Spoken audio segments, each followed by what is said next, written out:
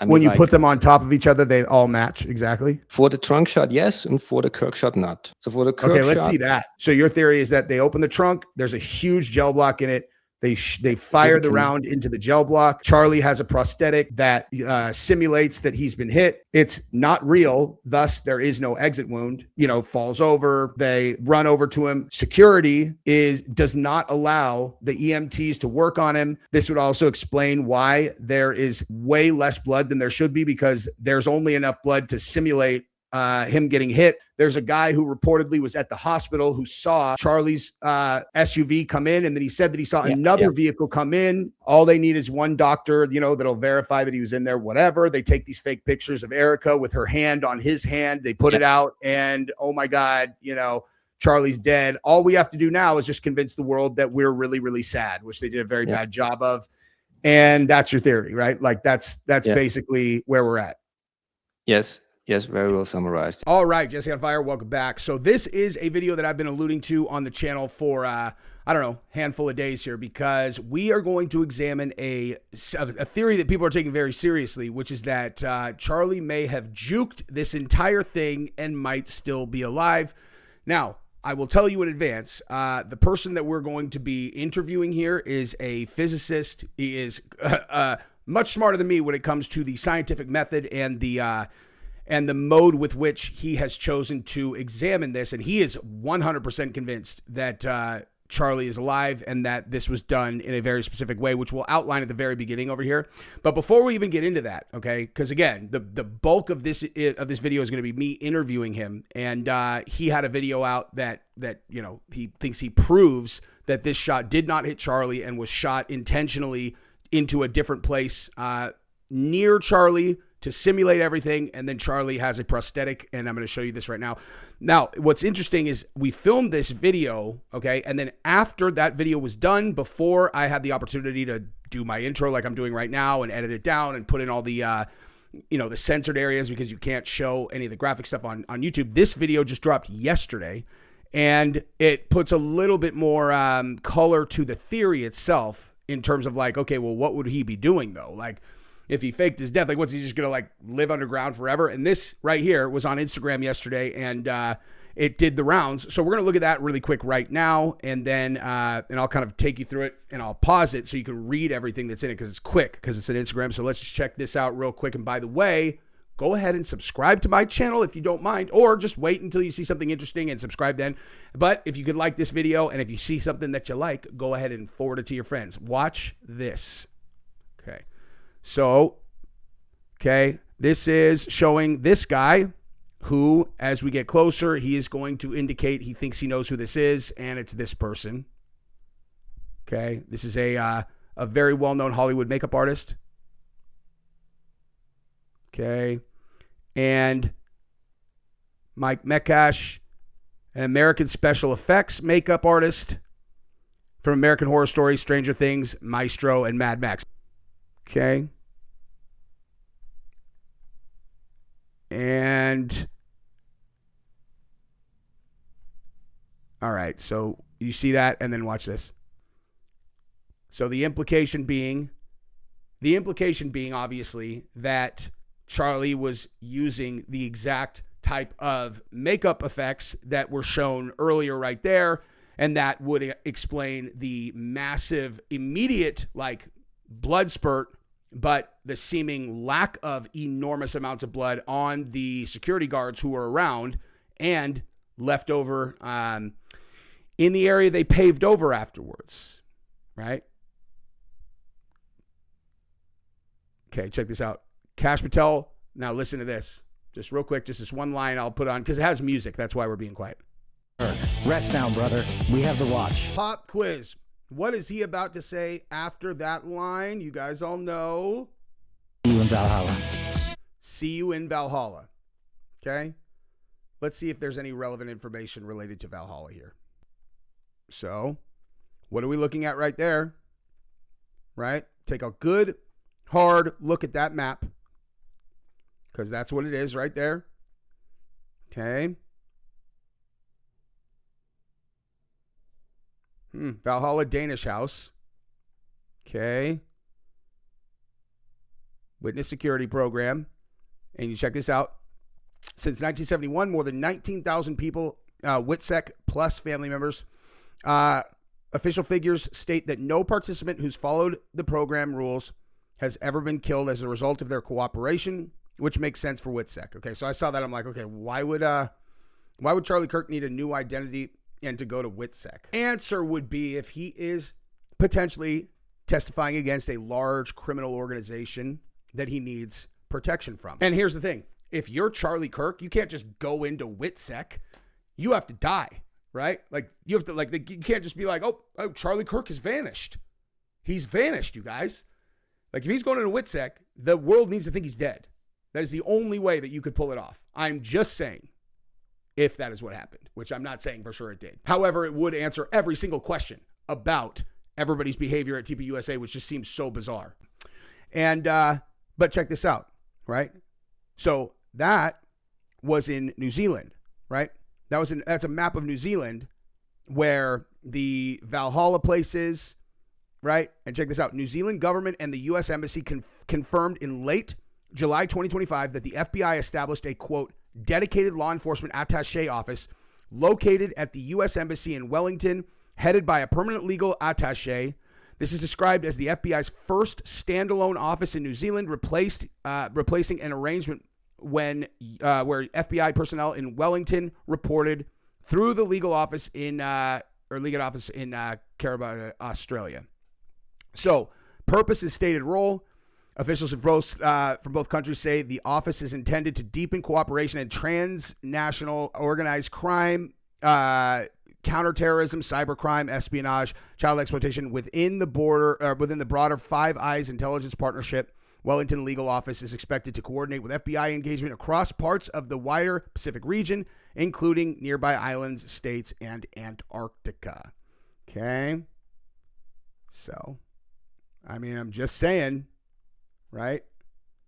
And then there is Kash Patel in New Zealand finalizing that deal. You know, I'm just saying.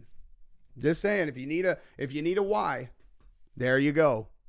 There's your why. Now I wonder if the actual reason that Erica and Candace were going to meet in person is because Erica's like, okay, look, okay, listen, you have done such an incredible job here that we are going to have to bring you into the fold because you're killing us. You're killing us. Okay, I have a phone call for you here, Candace. It's Charlie. Can you imagine, dude? I would do obviously I'm not saying that this is like factually accurate or anything, but I was like, can you imagine being a fly on the wall to Candace's face if that is exactly what happened? That'd be hilarious. Now I am finishing this recording right now, and now she's about to actually go live in a few minutes, but we are going to now get into the actual nuts and bolts of this video where someone is going to try to scientifically prove that he is actually alive, and we're going to watch that right now. Thank you, guys. Right after a word from our sponsor, Prize Picks, who, by the way, is the only way that I can be monetarily compensated for this video because YouTube will not monetize it no matter what I've done. I censored every single thing out. They still demonetized it. So thank you to Prize Picks. I worked really hard on this, and I appreciate you guys, all of you guys as well. It's NFL time, and that means it's time for you to join Prize Picks. I don't understand. What's daily fantasy? I'll explain that later. What you need to know right this second is that if you deposit $5 and put it in play, they will guarantee give you a free $50 regardless of whether or not you win with that $5 entry fee. Wait, I deposit $5 and I get $50 back regardless of whether I win. Yes, that's correct. So that'd be a 10x return guaranteed. Yeah, that's correct. So who wouldn't do that? I don't know, man. You tell me. Everybody is doing it. So tell us what else we get aside from $50 free. Well, you get to play the best daily fantasy game on the entire internet. Talk to me like a child and explain to me how to play. Prize Picks could not make this game more simple. You're going to pick which sport you want to play, and then you're going to start picking players that you're going to add to your roster. Then we're going to decide whether they're going to get more or less than the stat line provided by Prize Picks. We're going Shadur Sanders, and we're going more because we are eternal optimists. Let's say you want to start small and you put $5 in play on your first roster. You can win up to $187.50.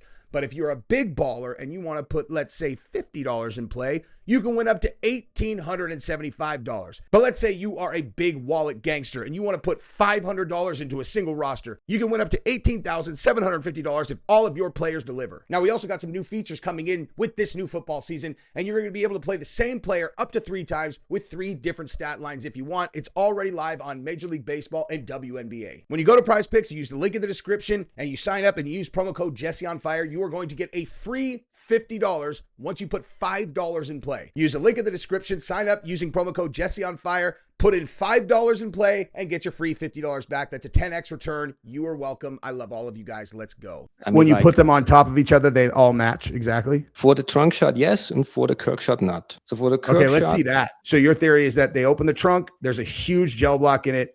They fire the round into the gel block. Charlie has a prosthetic that simulates that he's been hit. It's not real. Thus, there is no exit wound. Falls over. They run over to him. Security does not allow the EMTs to work on him. This would also explain why there is way less blood than there should be, because there's only enough blood to simulate him getting hit. There's a guy who reportedly was at the hospital who saw Charlie's SUV come in, and then he said that he saw another vehicle come in. All they need is one doctor, that'll verify that he was in there, whatever. They take these fake pictures of Erica with her hand on his hand. They put it out, and oh my God, Charlie's dead. All we have to do now is just convince the world that we're really, really sad, which they did a very bad job of. And that's your theory, right? Like that's basically where we're at. Yes, very well summarized. All right, we are good to go. So August 9 Dream. Yeah, New Dream or Elguy's New Dream. It's supposed to be New August Dream. New Dream. Okay, cool, man. Well, it's a pleasure to meet you. I saw part of the video that you did about the theory that Charlie Kirk is still alive, and I wanted to bring you on because I actually talked to my buddy about it, and I thought that you have such a scientific approach to this that I think is going to just over people's heads. And there were some details, though, that I thought I could kind of help guide the conversation to where if you know this in advance, then this is where this starts to make sense. You know what I mean? Mm-hmm. And we'll just analyze it I'll basically I will prod the theory like with the scientific method, trying to poke holes in the theory. Like, what do you actually know? What can't you know? What do you know? Etc. And if you want to kind of, I don't know, if you want to give an intro to the whole thing on the, I don't know what the broad hypothesis is, and then how you went about trying to solve it, then rock and roll, and then we'll get into it. Yeah, essentially it addresses a lot of things that you said in your videos. It explains all the weird observations, like there was no exit wound, and Erica is not grieving, and Mikey McCoy is walking away, and the Man of Steel, and Trump dancing the next day, or that the security team refused the EMT help, and that there was no bullet recovered, and all the things that you covered in your videos. And I can explain all these observations because I can show that the bullet went into the trunk 20 feet to the right of Charlie Kirk. I'm just going to share my screen now. And that's 20 feet to Charlie's right from Charlie's vantage, correct? So like if Charlie's facing this way, 20 feet to his right, that direction, yes. Right? And I'm going to show you what I mean. I can show you this video or maybe that video. So I'm just going to show you. So maybe I can bit forward. So this is before the shot. And we can see them talk to each other, and most likely they receive the message and they inform him what he has to do. For example, this guy informs him, okay, you have to pick up the mic with your left hand now. And that guy right there is the one who is standing on the wall later, filming them take him out, which is super weird. Yeah, that's the guy, yeah. And now we have a countdown situation. And he grabs his nose. Turek grabs his cap and ear. This guy does the Macarena. And the trunk opened, and they shot into the trunk. And then he falls over. Can you see the trunk open somewhere? You can see it here. It's a very small thing. I can make it bigger. I have another one here. I think a bit further. Oh, okay, I see it. So can let it run. Here, trunk opens. He grabs his nose, Turek, then this guy Macarena, and into the trunk. So here the trunk opens, grabs his nose, Turek, Macarena, and into the trunk. Then he falls over, and we never see them close the trunk. We don't have any observation of anyone closing the trunk, but we know it must have been around here, because 19 seconds later, we can see the trunk closed. So right there, then it's already closed. So, and what is that guy doing right there? So here's what I'm going to do: is I'm going to let you present all your evidence, and then I will. I'll be basically like taking a mental note of questions that I want to ask, and then I'll ask you those questions to try to break the theory afterwards. Yes, we have a lot of smartphone videos. This one here, you can see the trunk opening, but here we can see some blood. This is why I close it again. So this is the archive page where you can find all these videos. And then so basically you verified. I mean, we could just take for granted that the trunk opened right before the shot was taken, and it looks to you like they are based on signals that they are giving to get them to rock and roll. Yes. I think Charlie Kirk by tipping his nose, he said, open the trunk. This is what it looked like. So and then you use the sound analysis to prove that that is where it went. Yeah. And here we can just see him grabbing his nose and then the trunk opens. So this is what I mean. So it's within a couple of seconds. So in the sound analysis, I can just open up Audacity. So what I did was I downloaded these videos, and then I put them into a software called Audacity. This is an audio analysis software. And then I just analyzed all of the audio tracks from these videos. And I can open up the one that we just saw, recording 6 with the trunk opening. This is what this looks like. And here you can see crack thump. This here is the crack, and this here is the thump. So the sounds are, the crack is more like a th, and the thump is more like a p. So it sounds like something like that. And this is a technique that soldiers use in combat to determine where their enemies are. And I'm sorry. You know what we should have done too? So what's your background? Does it in analyzing stuff like this? I have a background in theoretical physics.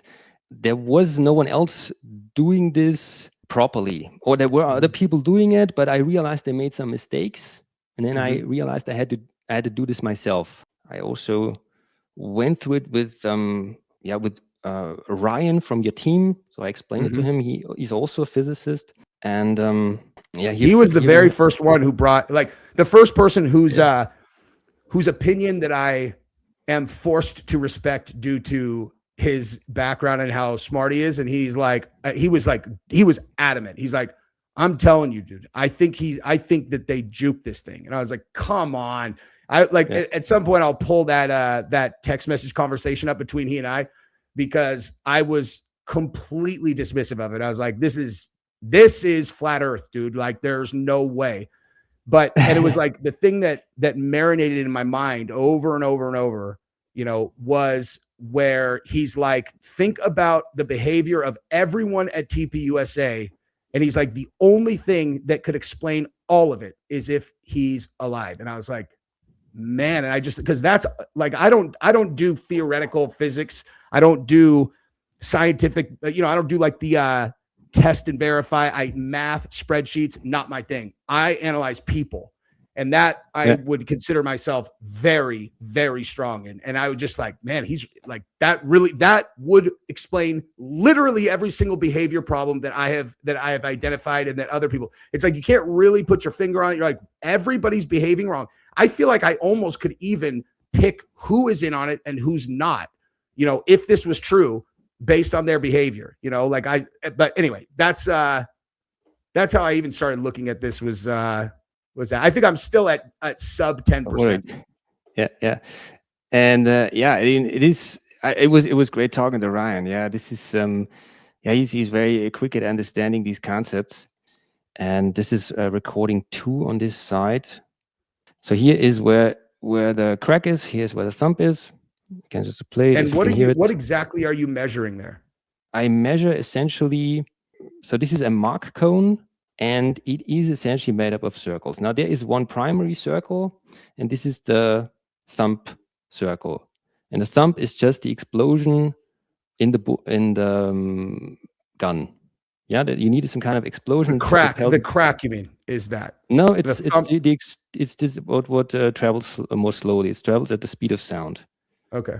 This is the explosion, or you need some kind of explosion to make the bullet fly away, to accelerate the bullet. Yep. And yeah, so this, and the sound is going to reach the microphone at a speed which you are able to calculate because you know how fast the sound is going. Yeah, this is the second one because it travels more slowly. And the faster one is the crack, and the crack travels with supersonic speed. The crack travels like this. You can see a cone. Yep. And it's faster. It's way faster.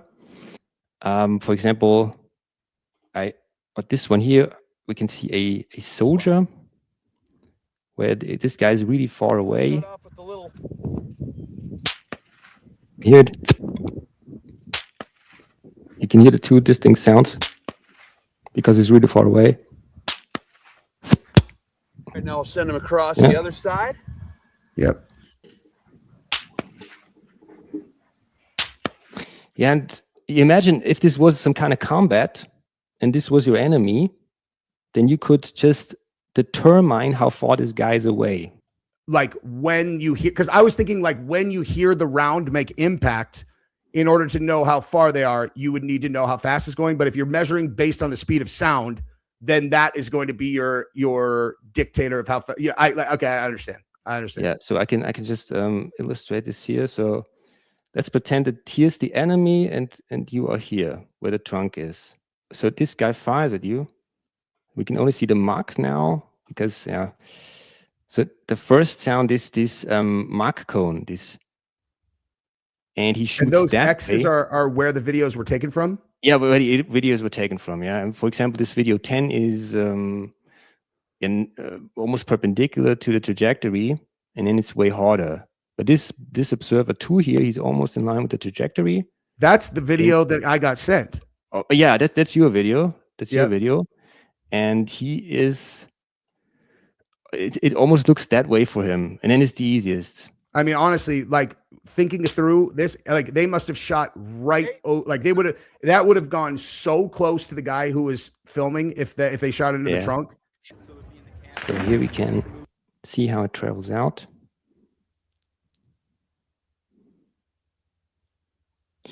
Okay, now my VLC, I hope you saw that. Now my VLC is a bit acting out. No, yeah, we can see it. Yeah, and this is what it looks like. And I can let it run again.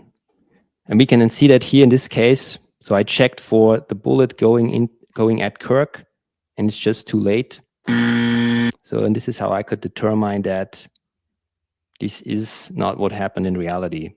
And yeah, so I made all these clips there. I showed them in my own video, or we can show another one with this recording number 2. We can find it here when it goes into the trunk. So this is another recording, so recording 2, and here we can see that it exactly matches.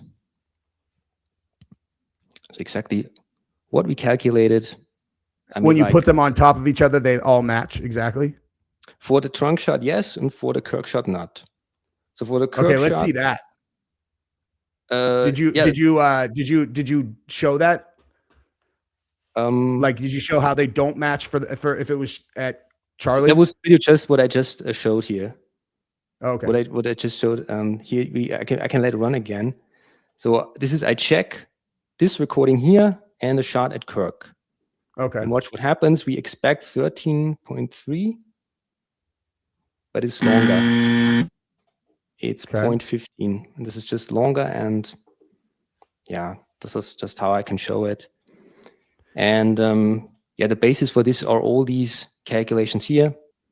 So this is the 0.13, and here is that actually matches the observation, and here's the 0.15 that doesn't match. So for these 2 recordings here, the recording 2 and recording 5 are on his right, And here we would need something like 2,700 feet per second to calculate what we observe. And when we take the one recording to the left, that is Bartholomew, then it doesn't work out anymore.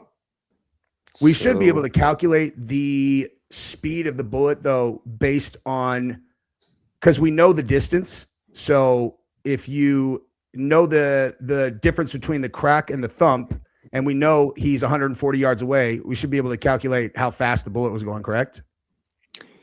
Yes, it's 2,500. So here we have 0.13. So here it always matches.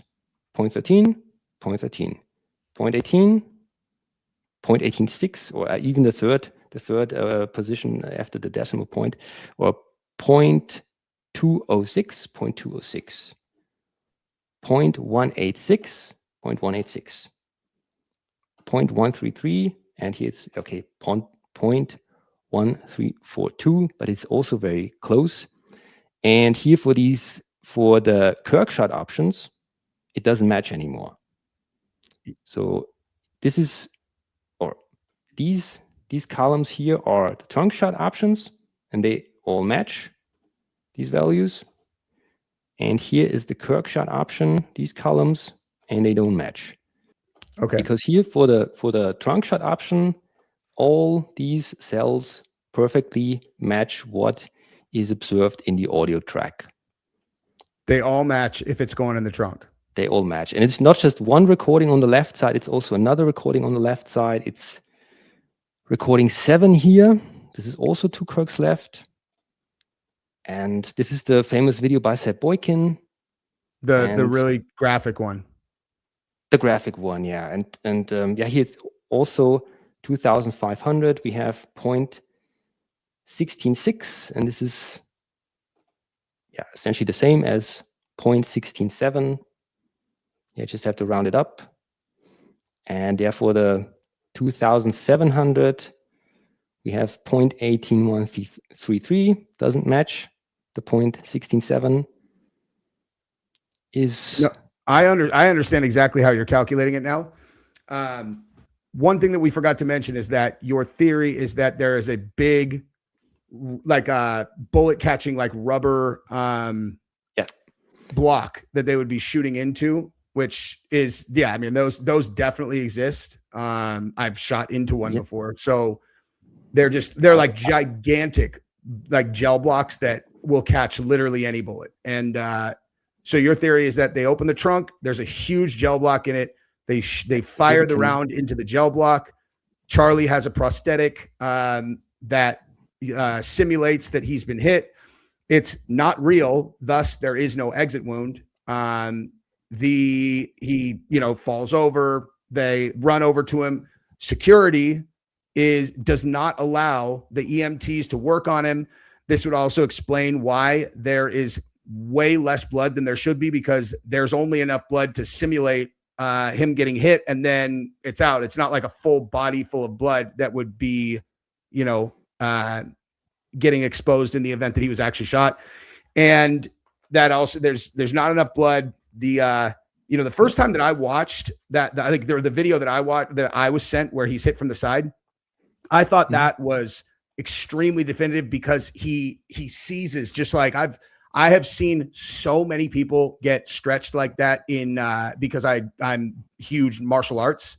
And so like I've seen guys take tremendous trauma to their head and neck and get knocked unconscious. And when they really get stretched, they seize like that. It means it's spinal damage.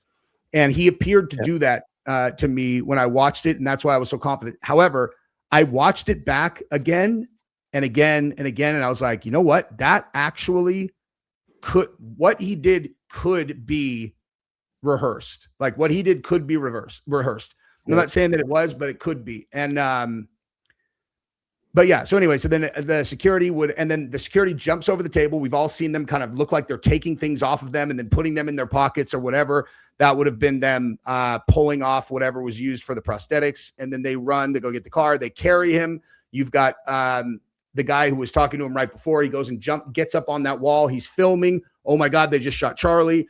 They get that shot. They put him into the car. They drive off. There's a guy who reportedly was at the hospital who saw Charlie's SUV come in, and then he said that he saw another vehicle come in, and there's maybe Charlie jumps into that car. They drive out of there. All they need is one doctor, that'll verify that he was in there, whatever. They take these fake pictures of Erica with her hand on his hand. They put it out, and oh my God, Charlie's dead. All we have to do now is just convince the world that we're really, really sad, which they did a very bad job of.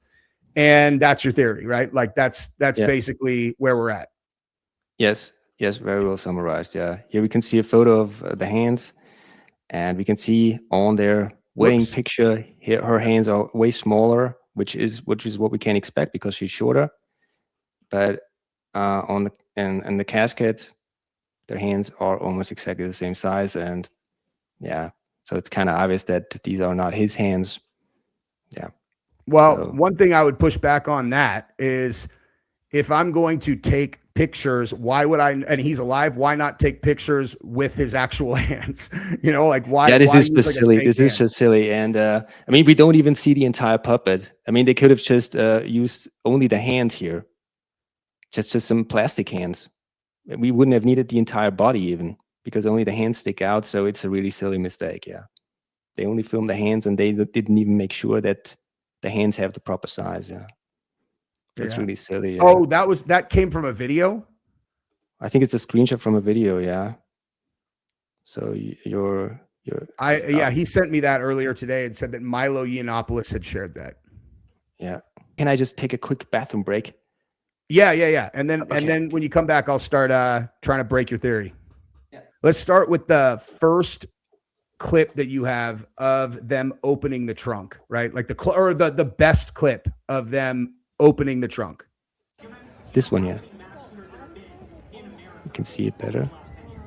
Counting or not counting gang violence. Okay, so go back and let's play that again. And here's what I was going to say about that.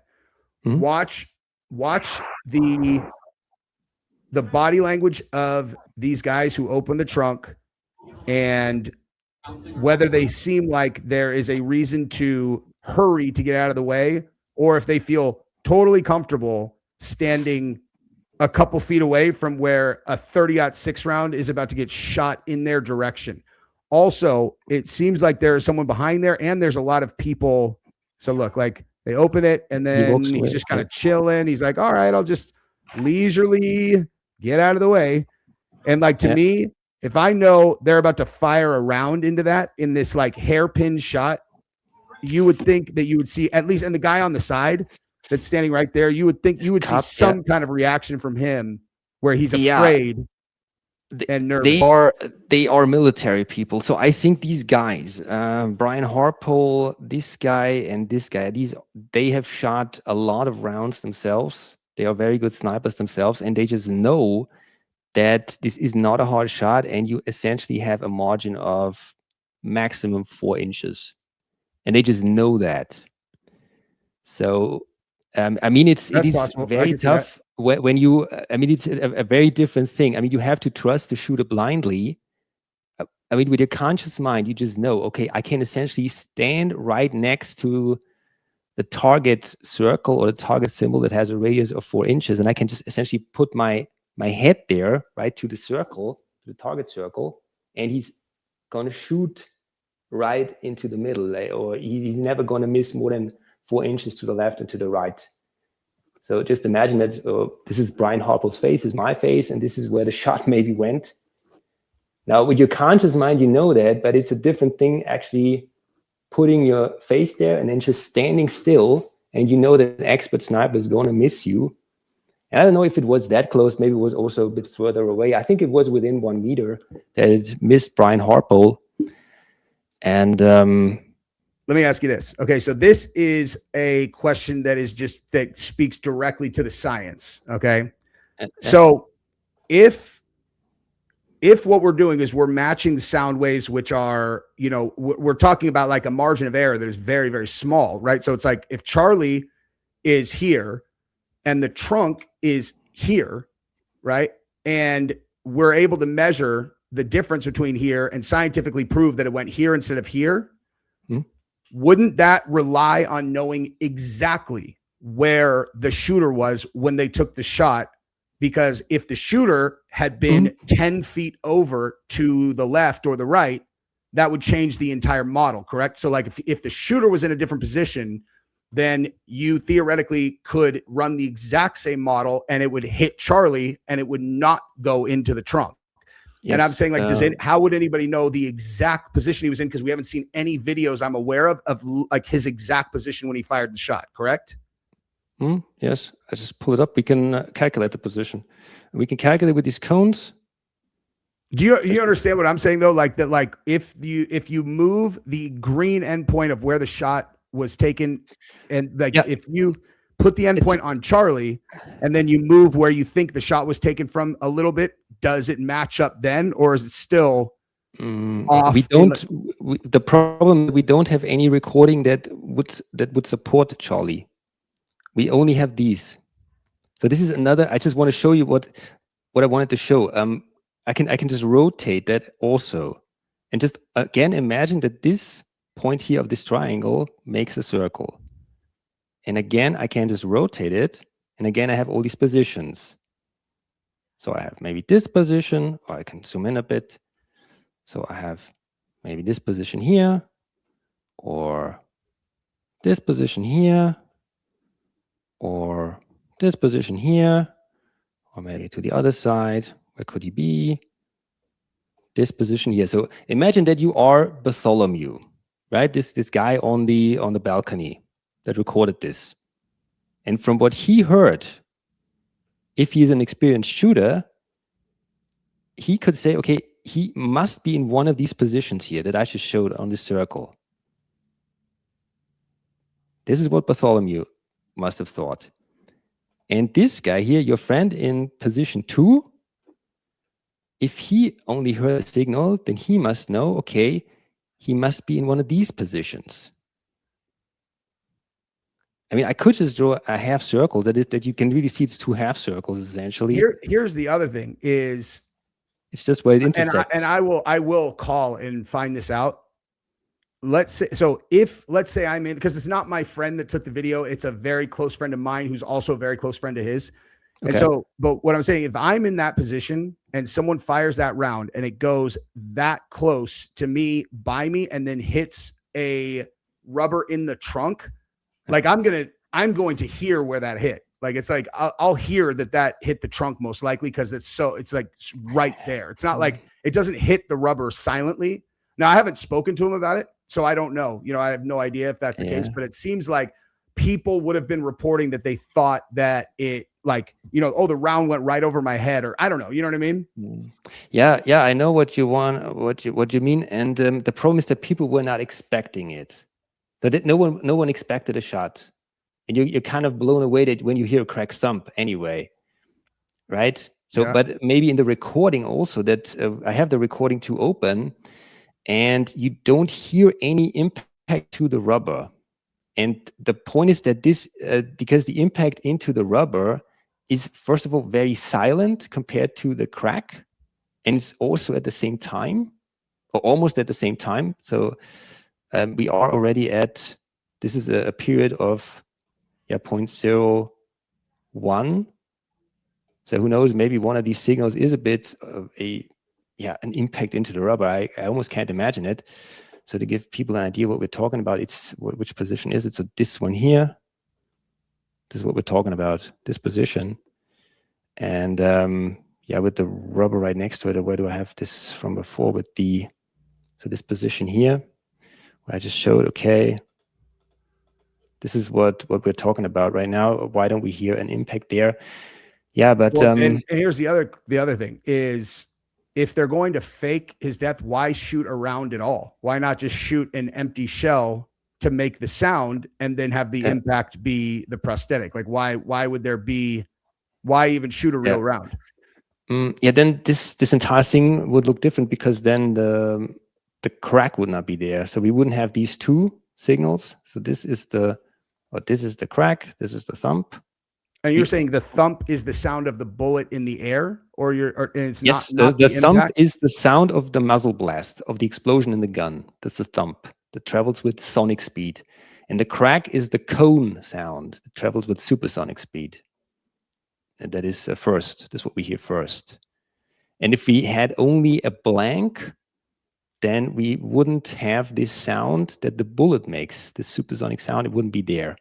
We'd only have a thump. So if we had a blank somewhere on the roof, without a bullet flying in the air, then we would only have this observation here, not the crack, because the crack is caused by the bullet flying in the air with supersonic speed. So yeah, that's just the reason why. Or, I mean, I can also show you that here.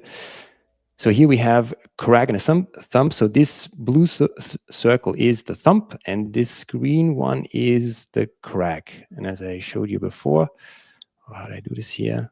So this is roughly what it looked like. Zoom in a bit. Okay. This is roughly what it looked like with a bullet. And if it was only a,